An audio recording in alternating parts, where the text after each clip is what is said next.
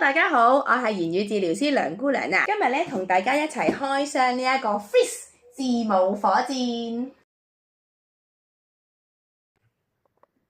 火箭咧，每一個咧都會見到下面有大階嘅英文字母同埋細階嘅英文字母啦。咁個英文字母開頭嘅一啲物件名啊。呢套字母火箭除咗教英文字，仲有啲咩玩法？而家話你知。第一，首先我哋要分佢。分類除咗可以分顏色，仲可以分佢嘅物件類別嘅。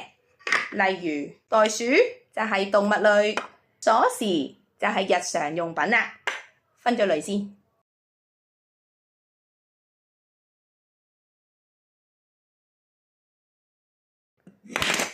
哇咁快咧，我就分咗幾大類啦。大家見到我有動物類啦，有食物類啦，有工具類啦，有禮物類啦。最後仲有衣服類，咁而家就可以開始玩啦。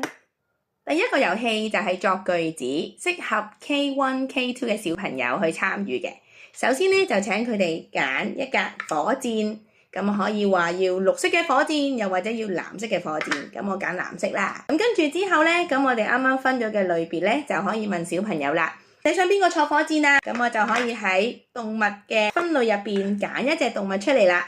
例如我想帶魚坐火箭，咁呢一個就係一個三詞句，一個人物，一個動詞，加一件物件。咁魚坐火箭，咁都好肚餓噶喎，我哋一齊幫佢揾嘢食先。魚坐火箭食咩好啊？有雪糕啦、蛋啦、西瓜同埋蛋糕，不如就要蛋糕啦。咁我就可以話啦，俾魚食蛋糕。呢一個就係一個動詞加物件加人物嘅三詞句式啦。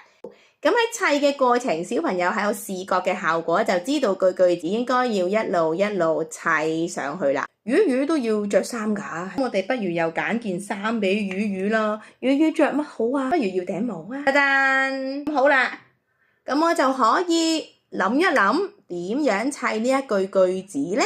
魚食蛋糕戴帽，我哋就可以教小朋友啦。戴帽嘅魚要食蛋糕，咁句子咧就完整啦。